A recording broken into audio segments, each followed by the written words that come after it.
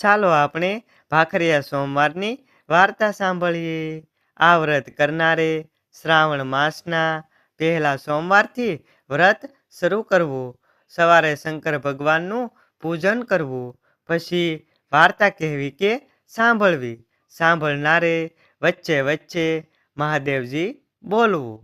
પછી ભાખરી બનાવી તેમાં ઘી ગોળ લાડુ બનાવવો. તેને એક ટાણામાં આરોગવું અને પ્રસાદી તરીકે વહેંચવો. ઉજવણીને દિવસે સવારે શેર કે પાંચેરની ભાખરી બનાવવી. ગોળ ઘીના લાડુ બનાવવા. સવારે નાહીને શંકર ભગવાનનું 16 પૂજન વસ્તુથી પૂજન કરવું અને નૈવેદ્ય તરીકે એક લાડુ ધરાવવો. પ્રસાદી તરીકે બીજા લાડુમાંથી થોડા મંદિરના પૂજારીને, બ્રાહ્મણને, બાળકોને, આડોશી પાડોશીને આપવા અને વાર્તા સાંભળવી. એકટાણું કરતી વખતે પોતે સહકુટુંબે આરોગવા. વધે તો કીડિયારામાં પૂરવા અને ગાયને ખવડાવી દેવા. આ વ્રત શ્રદ્ધાપૂર્વક કરનારની સર્વ મનોકામના પૂરી થાય છે. એક ગામમાં સોમ શર્મા નામે શાસ્ત્રો ભણેલો એક બ્રાહ્મણ તેની ગુણિયલ પત્ની સાથે રહેતો હતો. બંને નિર્ધન હતા. જ્યારે ભિક્ષા ન મળે ત્યારે બંને ભૂખ્યા પેટે મહાદેવજીનું સ્મરણ કર્યા કરતા.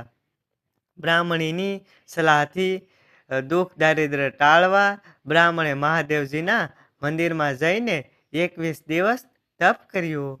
પરંતુ મહાદેવજી પ્રસન્ન થાય એમ લાગ્યું નહીં. તેથી તે નિરાશ બનીને પોતાને ઘેર જતો રહ્યો.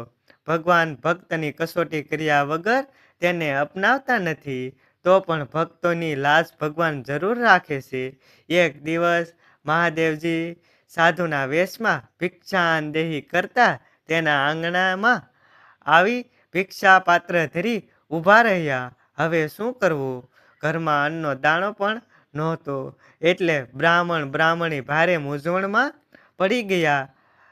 બ્રાહ્મણ બ્રાહ્મણી બહાર આવી પગે પડ્યા અને પોતાની નિર્ધન હાલતની વાત કરી. તો સાધુએ તેઓને ભાખરિયા સોમવારનો વ્રત કરવા ભલામણ કરી.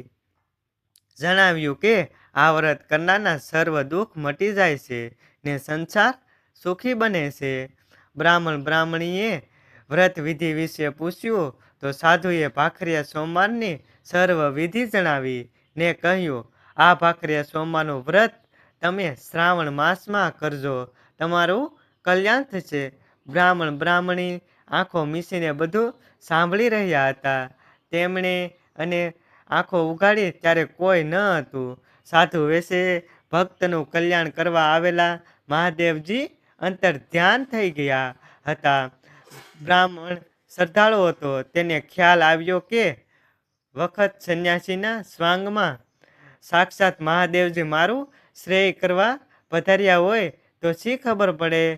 જરૂર હવે મારા ભાગ્યના દરવાજા ઉઘડી જવાના. માટે આ વખતે શ્રાવણ માસ આવતા અમે બંને ભાખરિયા સોમવારનું વ્રત વિધિપૂર્વક કરીશું. અને શ્રાવણ માસ આવતા બ્રાહ્મણ બ્રાહ્મણીએ ભાવથી ભાખરિયા સોમવારનું વ્રત આદર્યું અને 16 સોમવાર પૂરા કરી ઉજવ્યા. પછી મહાદેવની કૃપાથી બ્રાહ્મણની નિર્ધનતા મટી અને તેનો સંસાર સુખી બની ગયો. જય મહાદેવ. જે ભાવિકો આ ભાખરિયા સોમવારનું વ્રત કરશે, આ વાર્તા સાંભળશે, સંભળાવશે, તેને શોક રોગ અને સંકટ દૂર થઈને સંસાર સુખ શાંતિ સાંપડશે.